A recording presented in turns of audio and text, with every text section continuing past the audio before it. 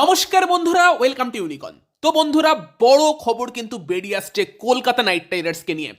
যে বিষয়টা নিয়ে কথাবার্তা চলছিল, আগেও দুটো ভিডিওতে আমরা আলোচনা করেছিলাম। মুস্তাফিজুর রহমান, কলকাতা নাইট রাইডার্স 9,20,00,000 টাকায় বাংলাদেশি ফাস্ট বোলার মুস্তাফিজুর রহমান, যে বর্তমানে দারুণ ফর্মেও আছে, তাকে নিয়েছিল। কিন্তু লাস্ট অব্দি সেই মুস্তাফিজুর রহমান কলকাতা নাইট রাইডার্স জার্সিতে খেলতে পারবে কিনা সেই নিয়ে কিন্তু একটা প্রশ্ন ছিল। কারণ একটা প্রোটেস্ট চলছিল কলকাতা নাইট রাইডার্সের এগেনস্টে, সেই নিয়ে কথাবার্তা তো বলেইছিলাম। দ্বিতীয় একটা বিষয় ছিল যে বিসিসিআই তারা কি মুস্তাফিজুর রহমানকে অ্যালাউ করবে, সেই একটা বিষয় কিন্তু দেখার ছিল। এবং আমি বলেছিলাম যে পুরোটাই বিসিসিআই এর উপর। যদি বিসিসিআই অ্যালাউ করে, আমার মনে হয় কলকাতার খেলানোতে কোনো অসুবিধা থাকার কথা নয়। কিন্তু যে খবরটা বেরিয়ে আসছে আজকে, কিন্তু বিসিসিআই সেক্রেটারি জানিয়েছে যে তারা কলকাতা নাইট রাইডার্সকে জানিয়েছে যে বর্তমানে ভারত বাংলাদেশ যেরকম পরিস্থিতি, সেই পরিস্থিতির কথা মাথায় রেখে যেন কলকাতা নাইট রাইডার্স মুস্তাফিজুর রহমানকে রিলিজ করে দেয়। এবং বিসিসিআই অবশ্যই কলকাতা নাইট রাইডার্সকে মুস্তাফিজুর রহমানের একটা রিপ্লেসমেন্ট নেবার সুযোগ দেবে যদি কলকাতা নাইট রাইডার্স নিতে চায়। এই খবর বেরিয়ে আসছে। মানে যে জিনিসটা দাঁড়াচ্ছে, লাস্ট অব্দি যখন বিসিসিআই সেক্রেটারি অফিসিয়ালি এরকম স্টেটমেন্ট দিচ্ছে, তার মানে মুস্তাফিজুর রহমানকে আর কলকাতা নাইট রাইডার্স জার্সিতে আমরা দেখতে পাবো না। এই জিনিসটা কনফার্ম ধরে রাখো। কলকাতা অবভিয়াসলি তাকে রিলিজ করবে, তার বদলে রিপ্লেসমেন্টও নেবে। রিপ্লেসমেন্ট কাকে নিতে পারে, কিছু নাম নিয়ে আলোচনা আমরা আগেই করেছি, এখন অনেক নতুন নাম নিয়ে আলোচনা হবে যারা অন্যান্য লিগে ভালো করছে। রিচার্ড গ্লিসনের নামটা এখন অনেকে বলতে পারে এসি-20 লিগে পারফরমেন্স থেকে, বাট আমার মনে হয় কলকাতা নাইট রাইডার্সের এই জায়গাতে একটুখানি ধৈর্য রাখা উচিত এবং কেকেআরের অপেক্ষা করা উচিত টি-20 বিশ্বকাপ পর্যন্ত। ভারতের টি-20 বিশ্বকাপ আছে, যেটা আইপিএল এর আগে হবে, এবং সেখানে অনেক বিদেশি প্লেয়ার যারা আইপিএলে বিক্রি হয়নি তারা আসবে। সেখানে তাদের মধ্যে কেউ যদি দারুণ খেলে, সেরকম কাউকেও নিয়ে আসতে পারে। এমন নয় যে একজন বিদেশি বোলারই আনতে হবে। যদি কোনো ব্যাটসম্যান দুরন্ত কিছু খেলে এবং মনে হয় যে এই প্লেয়ারটা ভবিষ্যতে স্টার, বাট সে কোনো টিমে বিক্রি হয়নি, কেকেআর সেই টাইপের কোনো প্লেয়ারকেও নিয়ে আসতে পারে, তাই নয় কি? সেটাও একটা ভালো ডিল হতে পারে ভবিষ্যতের কথা মাথায় রেখে। নয়তো অনেক বোলার তো থাকবেই। তবে একটা বিষয় কি, যে ইডেনের যা কন্ডিশন আমরা দেখেছি, যেরকম ফ্ল্যাট পিচ হয়, এখানে একটু স্পেশাল স্কিলস লাগবে, সেরকম বিদেশি বোলার কিন্তু কলকাতার দরকার। কারণ নর্মাল বোলাররা কিন্তু প্রচুর মার খায়, এখানে আমরা দেখেছি। সেখানে পাথিরানা সেই টাইপের একটা বোলার, যদি পাথিরানা পুরোপুরি ফিট থাকে, নিজের ছন্দে থাকে, কলকাতার জন্য কাজটা অনেক সোজা হয়ে যাবে। না হলে কিন্তু মুস্তাফিজুর একটা কেকেআরের জন্য আদর্শ অপশান হতে পারতো। সেরকম অপশান কি কেকেআর পাবে? ইংল্যান্ডের জোশ টাং, সে কেমন অপশান হতে পারে যদি সুযোগ পায়, তার দিকে আমরা নজর রাখতে পারি। একটু ডিফারেন্ট টাইপের অ্যাকশন আছে। ইংল্যান্ডের টি-20 বিশ্বকাপ দলে সুযোগ পেয়েছে। যদি সে প্লেইং ইলেভেনে খেলার সুযোগ পায়, তার টেস্টে বোলিং তো আমরা দেখেছি, টেস্টে ভালো বোলিং করছে। টি-20 ফরম্যাটটা তার জন্য কতটা আইডিয়াল দেখতে হবে। তো জোশ টাং কিন্তু একটা ডিফারেন্ট টাইপের অপশান হতে পারে। অনেকে ইউএইর অজয় কুমারের কথা বলছে, যে আবুধাবি নাইট রাইডার্সের হয়ে ভালো করেছে, but Ajay Kumar actually IPL এর মতো জায়গাতে এসে, যেখানে একদম এরকম ফ্ল্যাট পিচ, সেখানে কতটা সাকসেস পাবে একটু প্রশ্ন থাকছে। দেখা যাক, সেটা তো কলকাতা নাইট রাইডার্সের ওপর। এবং I think Kolkata night Riders এত তাড়াতাড়ি সিদ্ধান্ত নেবে না, টি-20 ওয়ার্ল্ড কাপের পর আইপিএল এর আগেই নেবে। লাস্ট 2024-এও আমরা রিপ্লেসমেন্ট নিয়েছিলাম, জেসন রয়ের বদলে ফিল সল্ট, সেটাও আলাদা লেভেলেরই একটা রিপ্লেসমেন্ট হয়েছিল। দেখা যাক সেখানে কে ভালো ফর্মে থাকে তার উপর। বাট এই যে মুস্তাফিজুর রহমানকে ব্যান করলো বিসিসিআই, এটা আমার এই সময় দাঁড়িয়ে ভীষণই একটা সেমফুল ডিসিশন মনে হয়। মানে এর থেকে বেটার করতে পারত। কারণ প্রথমত যদি ব্যাপারটা এরকমই হয়, ভারত বাংলাদেশ সম্পর্ক খারাপ হয়েছে, এটা বর্তমানে হয়নি, আগেই হয়েছে। সেখানে যদি তুমি বাংলাদেশি প্লেয়ারদের খেলতে না দিতে চাও আইপিএলে, সেখানে তুমি আগেই ব্যান করে দাও। আইপিএল অকশনের আগে ব্যান করে দিলে কোনো অসুবিধাই হতো না। আমার কোনো প্রবলেম নেই, বাংলাদেশি প্লেয়ারদের তুমি খেলতে দেবে না আইপিএলে, ঠিক আছে। বাট সেটা অকশনের আগে কেন হয়নি? অকশন হলো এবং দেন তুমি তারপর সিদ্ধান্ত নিচ্ছ যে না, বাংলাদেশি প্লেয়ারদের আইপিএলে খেলতে দেবো না। মেন কারণ কি? কারণটা হয়তো বাংলার দলে মুস্তাফিজুর খেলছে। যদি বাংলা ছাড়া গুজরাটের দলে খেলতো, তাহলে কি এরকম সিদ্ধান্ত আসতো? হয়তো আসতো না। এই দলের ওনার শাহরুখ খান, বা কিছু পলিটিক্যাল কারণও হতে পারে। মানে মেবি কলকাতার দলে মুস্তাফিজুর এসেছিল বলেই হয়তো এত তাড়াতাড়ি বিসিসিআই এই সিদ্ধান্তটা নিল।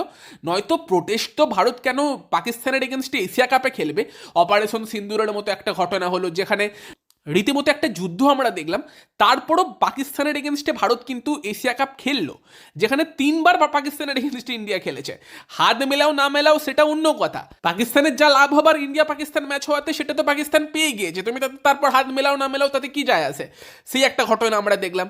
দ্বিতীয়ত আইসিসি টি-20 বিশ্বকাপেও আমরা দেখছি ইন্ডিয়া পাকিস্তানকে সেই একই গ্রুপে রাখা হয়েছে। মানে তোমার যখন কোনো মাল্টিন্যাশনাল টুর্নামেন্ট হবে, তুমি ইন্ডিয়া পাকিস্তানকে একসাথে খেলাবি, পাকিস্তানের সঙ্গে যতই সম্পর্ক খারাপ হোক। সেখানে তো বয়কটের ডাক প্রচুর উঠেছিল, তখন কিন্তু বিসিসিআই সিদ্ধান্ত নেয়নি যে না, আমরা এশিয়া কাপ খেলবো না।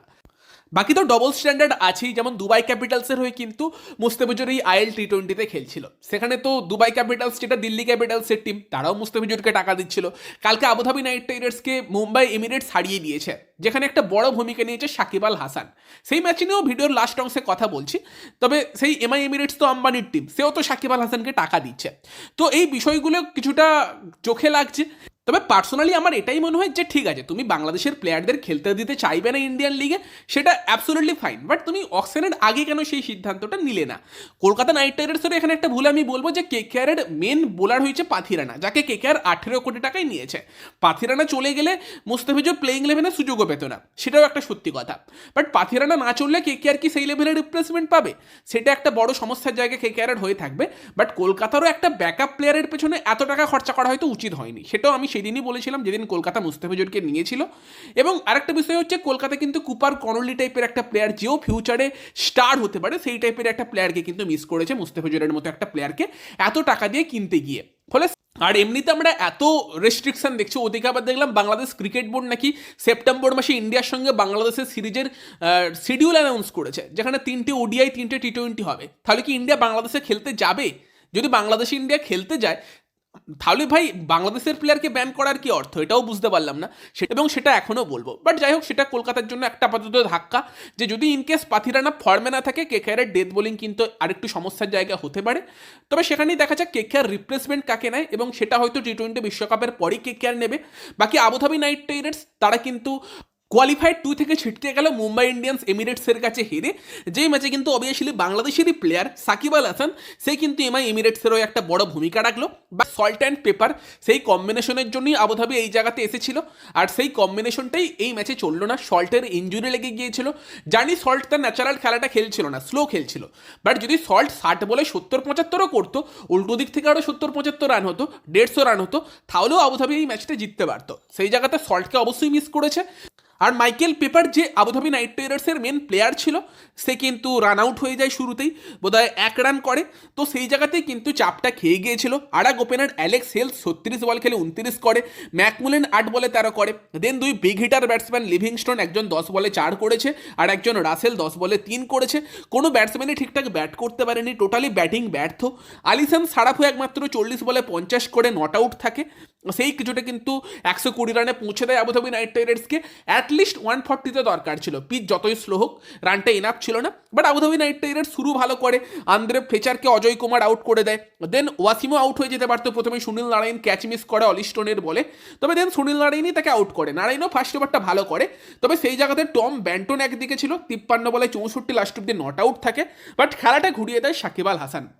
পিজুস চাওয়ালাকে 2টো 4 মারে, লিয়াম লিভিংস্টোন 1 ওভার বল করতে এসে 17 রান খায় সেই ওভারে, এবং সেখান থেকেই খেলাটা ঘুরে যায়। পুরোপুরি আবুধাবি নাইট রাইডার্স পিছিয়ে পড়ে, আর তাদের ম্যাচে ফেরার মতো কোনো পরিস্থিতি ছিল না, ফিরতেও পারেনি। এবং লাস্ট অব্দি কিন্তু প্রায় 4 ওভার বাকি থাকতেই এমআই এমিরেটস ম্যাচ জিতে ফাইনালে চলে গেল, এবং আবুধাবি নাইট রাইডার্স কিন্তু বাদ পড়ে গেল। এই ম্যাচটা নিয়েও তোমাদের কি বক্তব্য কমেন্টে জানিও। ভিডিওটা ভালো লাগলে ভিডিওটাকে লাইক করে দিও, শেয়ার করে দিও, আমাদের চ্যানেলে প্রথমবার এলে চ্যানেলটিকে সাবস্ক্রাইব করে তার পাশের বেল আইকনটাকে অন করে দিও। তো চলো গাইস, এই ভিডিওতে এই পর্যন্তই, বাই বাই।